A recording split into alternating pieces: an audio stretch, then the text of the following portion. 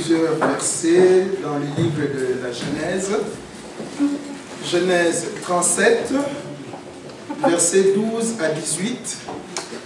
Et puis nous passerons au chapitre 42, versets 17 à 22. Nous continuerons dans le chapitre 45, le verset 1 à 5. Et enfin, le chapitre 50, verset 15 à 25. En fait, c'est une histoire. Nous comprendrons pourquoi je devais lire ça comme ça. Donc, chapitre 37, verset 12 à 28. Le premier lecteur peut déjà lire ce verset. Et le deuxième, ce sera le chapitre 42, verset 17 à 22. Genèse chapitre 37, verset 12 à 28, nous lisons au nom du Seigneur. Les frères de Joseph étant allés à Sichem pour faire paître le troupeau de leur père, Israël dit à Joseph, « Tes frères ne font-ils pas paître le troupeau à Sichem? Viens, je veux t'envoyer vers eux. » Et il répondit, « Me voici. » Israël lui dit, « Va, je te prie, et vois si tes frères sont en bonne santé, et si le troupeau est en bon état. Et tu m'en rapporteras des nouvelles. » Il l'envoya ainsi de la vallée d'Hébron, et Joseph alla à Sichem. Un homme le rencontra comme il errait dans les champs. Il le questionna en disant, « Que cherches-tu » Joseph répondit, « Je cherche mes frères. Dis-moi, je te prie, où ils font paître leur troupeau. » Et l'homme dit, « Ils sont partis d'ici, car je les ai entendus dire, allons à Dothan. » Joseph alla après ses frères, et il les trouva à Dothan. Ils le virent de loin, et, avant qu'il fût près d'eux, ils complotèrent de le faire mourir. Ils se dirent l'un à l'autre, « Voici le faiseur de songes qui arrive. Venez maintenant, tuons-le, et jetons-le dans une des citernes.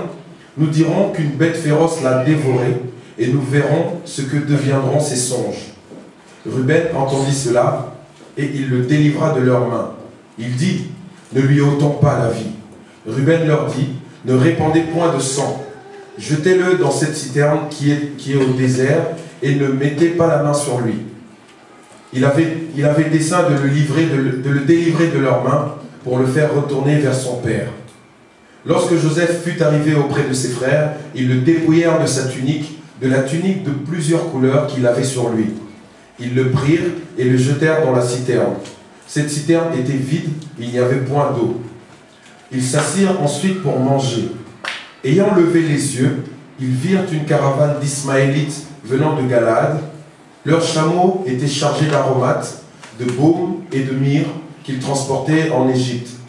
Alors Juda dit à ses frères, « Que gagnerons-nous à tuer notre frère et à cacher son sang?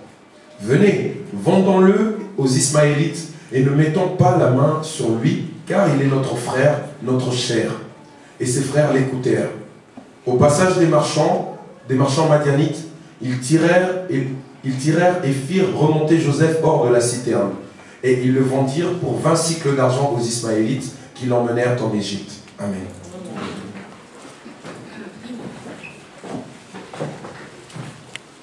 Genèse 42, 17 à 20. Et il les vit mettre ensemble aux arrêts pendant 3 jours. Le 3e jour, Joseph leur dit, « Faites ceci et ne mourrez plus, je crains Dieu. Si vous êtes sincères, et que l'un de vos frères reste en prison dans la maison d'arrêt, et vous partez emporter du ravitaillement pour votre famille à cause de la disette. Et emmenez-moi votre petit frère, afin que mes paroles soient vérifiées et que vous ne m'oubliez pas. » C'est ce qu'ils firent, tout en se disant l'un à l'autre, « Oui, nous avons été coupables envers notre frère, car nous avons vu la détresse de son âme quand il nous demandait grâce, et nous ne l'avons pas écouté. C'est pour cela que cette détresse nous arrive. » Ruben, prenant la parole, leur dit, « Ne vous disais-je pas, ne commettez pas un crime contre cet enfant, mais vous n'avez pas écouté. Maintenant, son sang nous est réclamé. » Chapitre 45, versets 1 à 5. Joseph ne pouvait plus se contenir devant tous ceux qui se tenaient auprès de lui. Il s'écria, « Faites sortir tout le monde auprès de moi. Et il ne resta personne avec Joseph quand il se fit reconnaître par ses frères. Il se mit à sangloter. Les Égyptiens l'entendirent et la maisonnée du Pharaon l'entendit. Joseph dit à ses frères, « Je suis Joseph. Mon père vit-il encore ?» Mais ses frères ne purent lui répondre car ils étaient épouvantés de se trouver en face de lui.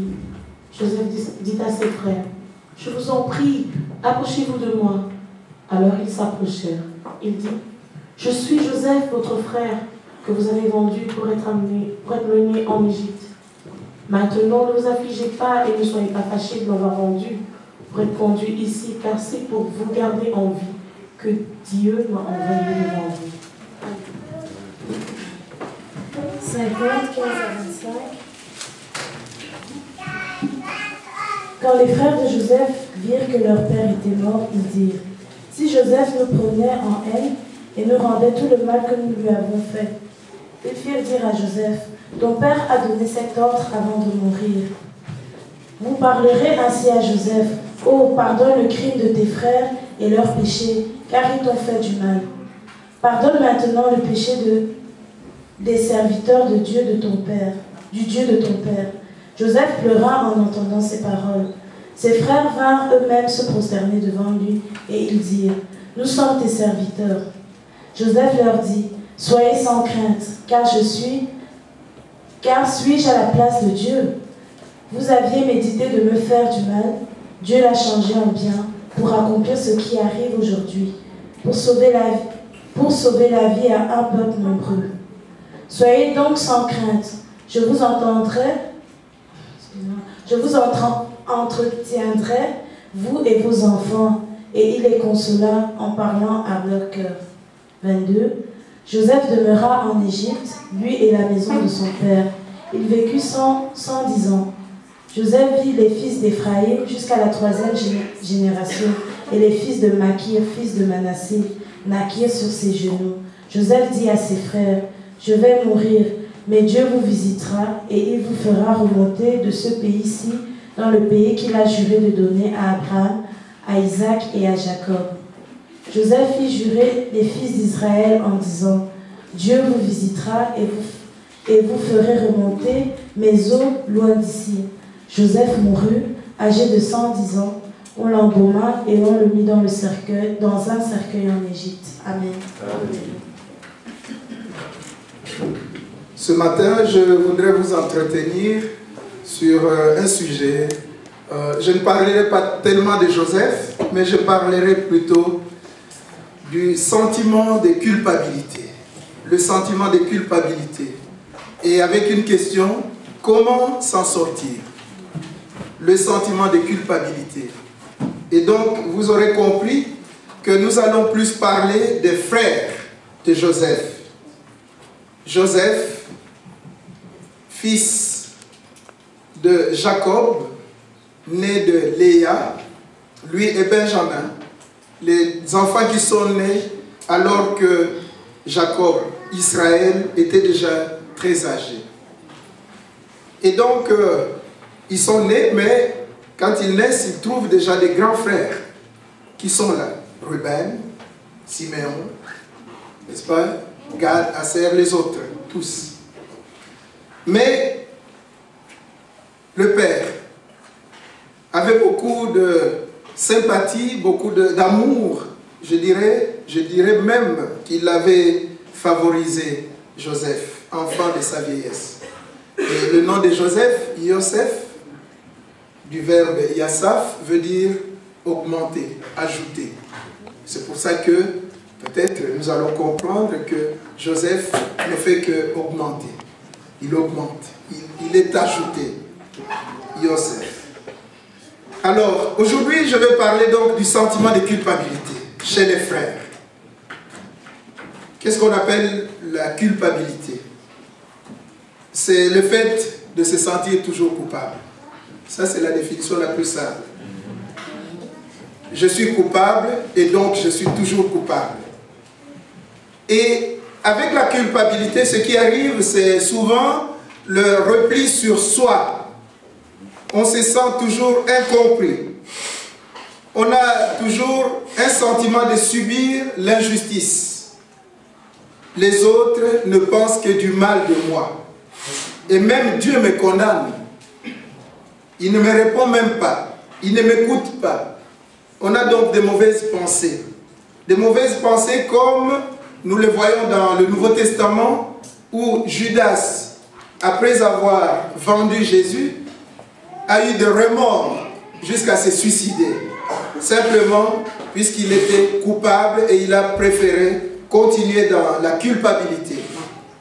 Par contre, nous voyons quelqu'un d'autre qui n'avait pas que des remords, mais qui avait plutôt des regrets, et c'est Pierre qui a pleuré. On dit, il a pleuré amèrement. Matthieu chapitre 26, verset 75 pour Pierre, et pour Judas, c'est Matthieu 27, le verset 5.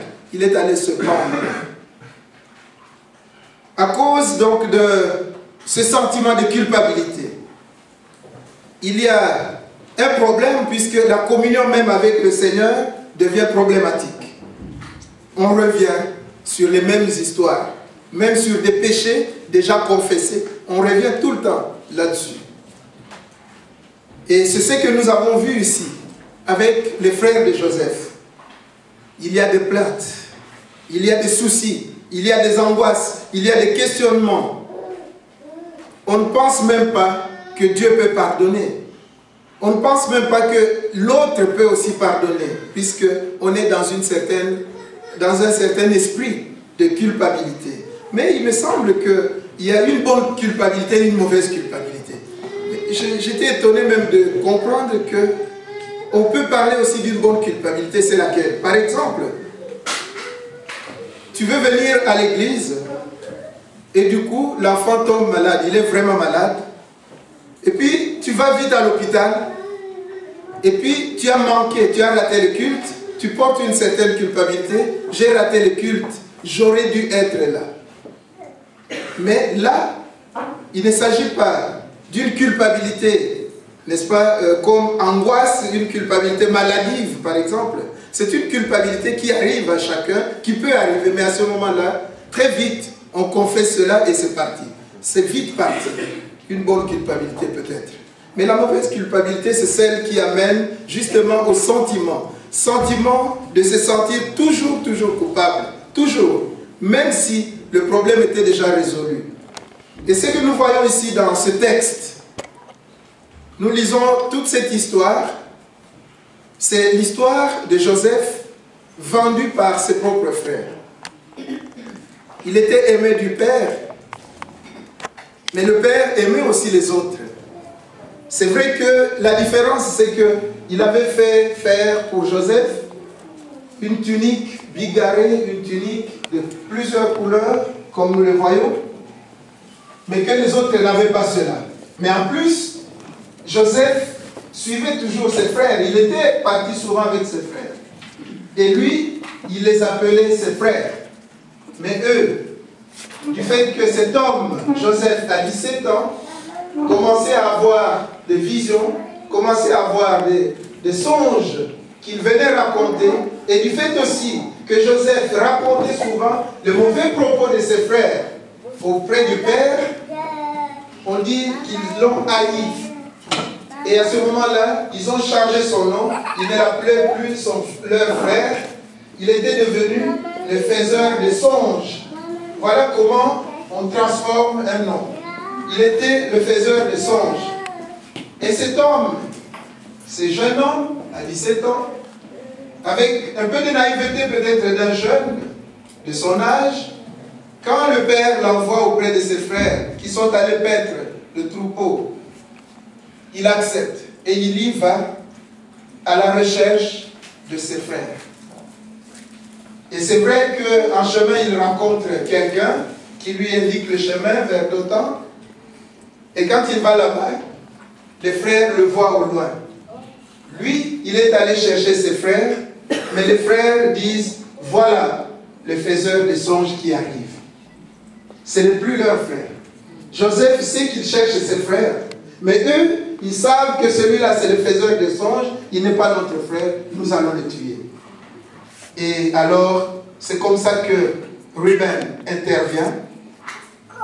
C'est comme ça aussi que nous allons voir Judas aussi intervenir et dire non, à quoi cela servirait-il? C'est vrai, nous allons les jeter dans une citerne. Et cette citerne, c'est